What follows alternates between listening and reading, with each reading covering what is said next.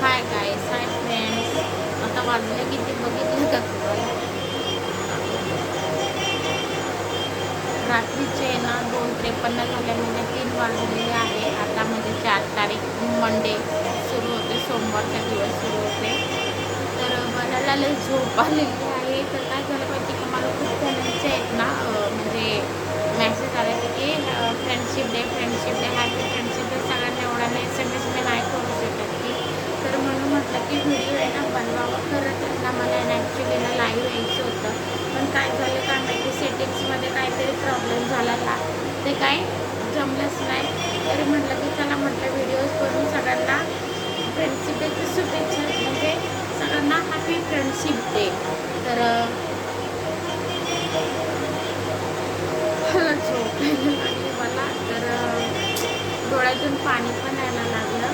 तर कसं माहिती आहे का, मला अख्खा दिवस ना मला टाईम नाही भेटला. म्हणजे सॅटर्डे संडे असतो ना, तर मला ना माझ्या मुलाला ना टायमिंग देते साईजला. कसं माहिती आहे का, इतर वेळेस काय मग त्याचे अभ्यास, स्कूल असते, मग त्याचे ट्युशन असतं, मग त्याचा होमवर्क वगैरे हे ते सगळं, मग त्याचा पूर्ण दिवस म्हणजे ह्याच्यामध्येच. मग त्याचं कसं असतं माहिती आहे का, मम्मा सुट्टी आहे स्कूलला, तर मला कुठेतरी बाहेर वगैरे घेऊन जायचं फिरायला. मग मला आहे ना त्याला आहे ना बाहेर वगैरे, त्याच्यासाठी मग मी त्याला टायमिंग देते. मी तर मला आज काय टायमिंग भेटलं नाही. हो, चला, गुड नाईट, बाय. झोपते मी. सगळ्यांना फ्रेंडशिप डेच्या खूप साऱ्या शुभेच्छा. आणि हां, तुम्हाला आहे ना छान कमेंट्स करता, आणि जरा बरं वाटलं मला जरा.